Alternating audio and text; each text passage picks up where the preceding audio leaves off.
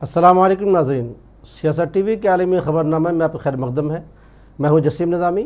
آئیے سب سے پہلے ڈالتے ہیں سرخیوں پر ایک نظر۔ مناسک حج کا آغاز، وادی منی میں بلند ہو رہی ہیں لبیک اللہم لبیک کی صدائیں۔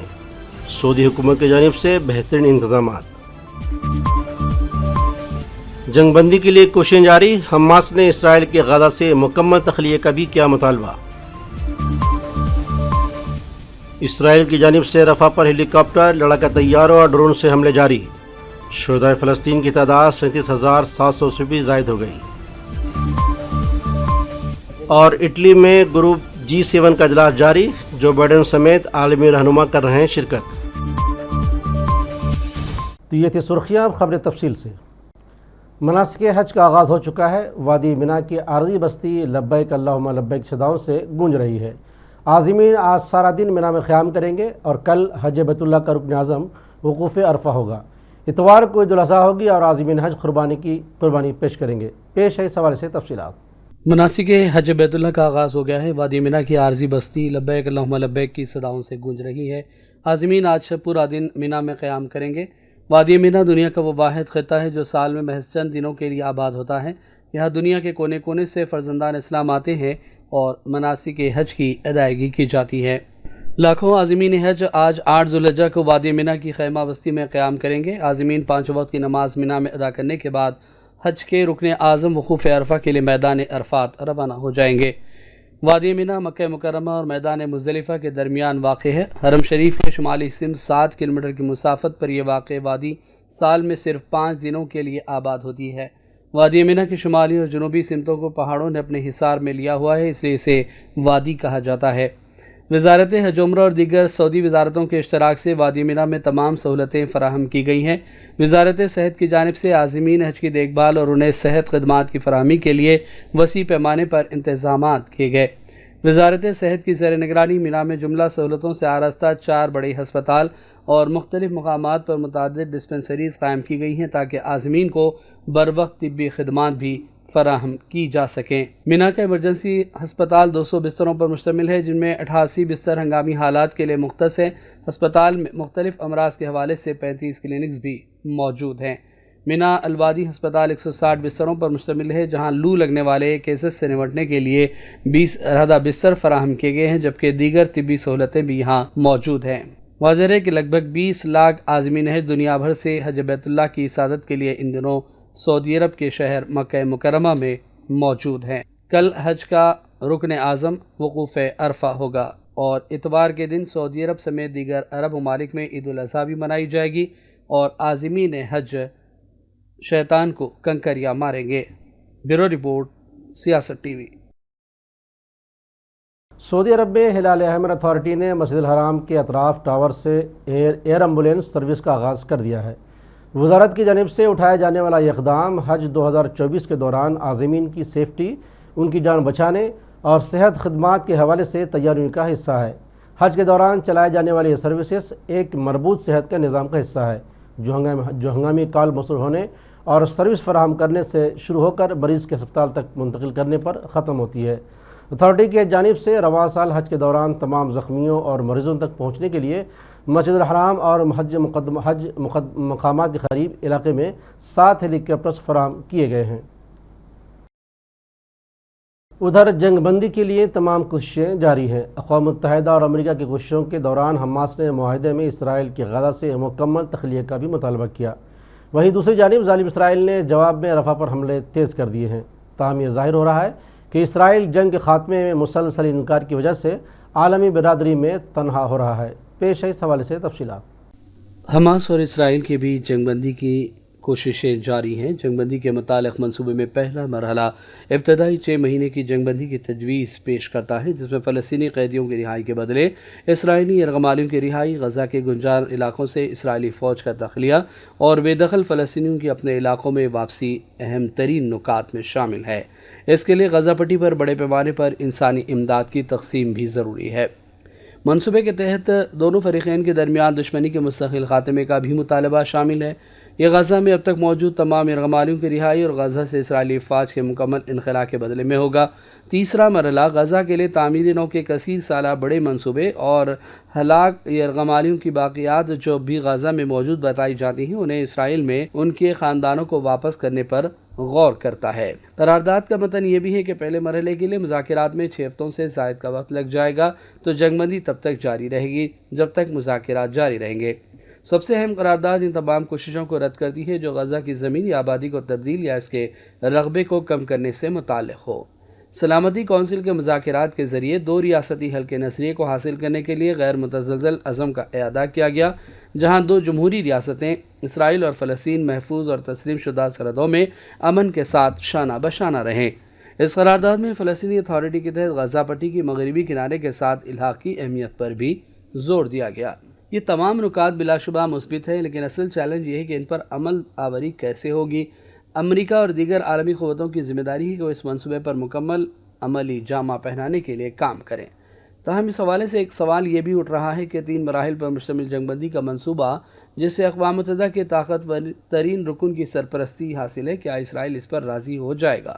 ایک جانب حماس نے اقوام متحدہ کی سلامتی کونسل کی قرارداد کا خیر مقدم کیا ہے، وہیں دوسری جانب اسرائیلی وزیر اعظم نتن یاہو اس بات پر مصر ہیں کہ حماس کے عسکری اور حکومتی صلاحیتوں کو ختم کیے بغیر مستقل جنگ بندی پر کسی بھی بات چیت کا آغاز نہیں ہو سکتا۔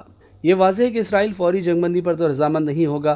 نتن یاہو نے بھی کہا کہ اسرائیل اس وقت تک لڑے گا جب تک حماس کی صلاحیتیں ختم نہیں ہو جاتی، اور گزشتہ ہفتے اسرائیل کی ہنگامی کابینہ سے سینئر پارٹی رہنما بینی گینٹس نے بھی استعفیٰ دیا، جس سے لگتا ہے کہ اسرائیلی حکومت پر دائیں بازو کی رفت مضبوط ہوئی ہے۔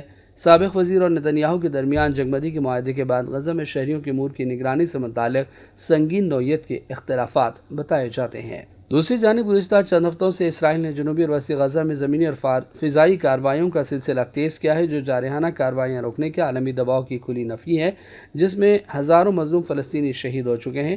انٹرنیشنل کرمنل کورٹ نے جنگی جرائم اور انسانیت کے خلاف جرائم کے لیے عالمی عدالت سے نتن یاہو کے وارنٹ گرفتاری جاری کرنے کی درخواست کی ہے۔ یہ ظاہر ہو رہا ہے کہ اسرائیل جنگ کے خاتمے میں مسلسل انکار کی وجہ سے عالمی برادری میں تنہا ہو رہا ہے۔ اقوام متحدہ کی قرارداد جنگ سے نکلنے کی راہ تو فراہم کرتی ہے، لیکن کیا اسرائیل اس کے لیے تیار ہوگا؟ یہ آج کا سب سے بڑا سوال ہے۔ بیورو رپورٹ، سیاست ٹی وی۔ غزہ میں جنگ بندی کی کوششوں کے باوجود اسرائیل کی جانب سے رفح پر ہیلی کاپٹرز، لڑاکا طیاروں اور ڈرون سے حملے جاری ہیں۔ فلسطینی مزاحمت کاروں سے رفح کی سڑکوں پر اسرائیلی فوج کی شدید جھڑپیں بھی جاری ہیں۔ اس دوران مغربی کنارے میں 3 فلسطینی باشندوں کو شہید کر دیا گیا۔ اطلاعات کے مطابق 7 اکتوبر سے جاری اس جنگ میں تاحال 37,700 سے بھی زائد فلسطینی شہید ہو چکے ہیں۔ اسرائیل کا ظلم بدستور مسلسل بڑھتا جا رہا ہے۔ ادھر اسلامی جہاد تحریک کے عسکری ونگ القدس بریگیڈ نے اعلان کیا ہے کہ اس نے غزہ پٹی میں قابض بستیوں پر راکٹ حملے کیے ہیں۔ بریگیڈز نے ایک فوجی رپورٹ میں کہا ہے کہ انہوں نے اسرائیلی جرائیت کے جواب میں راکٹوں سے مسلسل حملہ کیا ہے۔ بریگیڈز نے اعلان کیا کہ انہوں نے رفح شہر کے مشرق میں موجود صہیونی دشمن کے ٹھکانوں پر بھاری مارٹرز گولوں کے ساتھ بمباری کی۔ غزہ پٹی پر تباہی کی جنگ کے دوران 251 دن گزرنے کے باوجود مزاحمت کار اب بھی راکٹوں سے دشمن کو نشانہ بنانے اور قابض دشمن کی بستیوں کو راکٹوں سے نشانہ بنا رہی ہے۔ اس سے فلسطینی مجاہدین کی طاقت اور صلاحیتوں کا اندازہ ہوتا ہے۔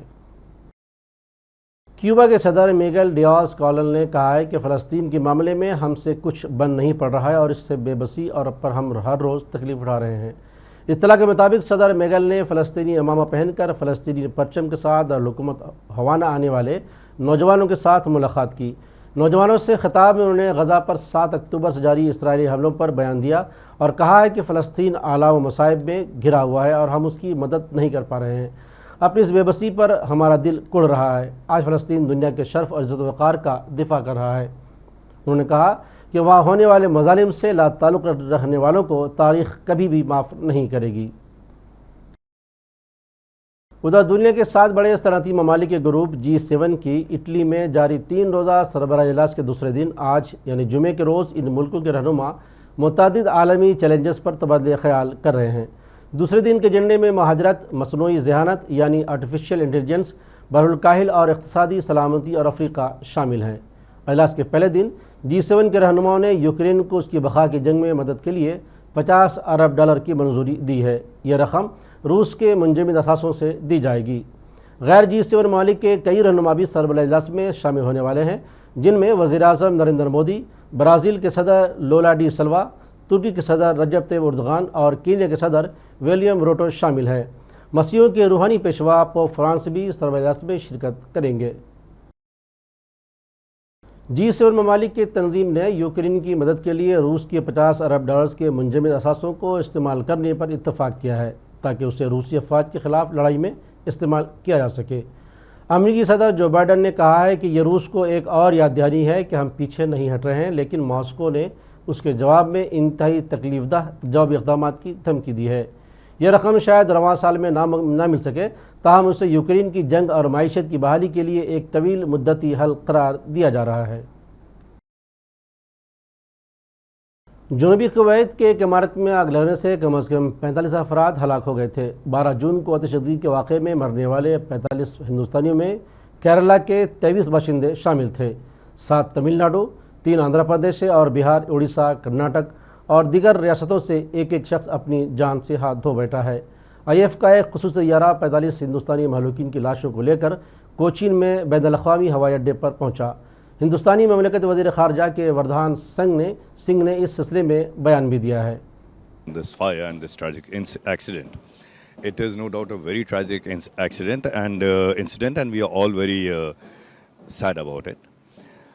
The moment our government got to know that such a tragic incident has happened, the Prime Minister immediately convened a meeting and instructed us to reach to Kuwait immediately and take all possible steps so that the mortal remains can be sent back as soon as possible, because that's the least that we could have done. So we reached Kuwait, and the Honorable Prime Minister had already spoken to the authorities there, to the Foreign Minister there, and to His Highness the Emir there. And I would like to say my thanks to the authorities that they did all possible. They took all possible measures, and they really fully cooperated in having all the paperwork completed, the identification done in such a short time, because normally this could have taken a week or at least 10 days.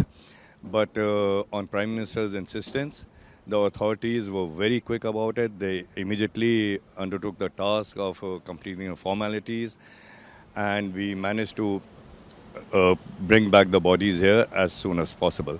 We also visited 5 hospitals where there were around 32 to 35 patients who were being treated of Indian origin who were injured in that fire.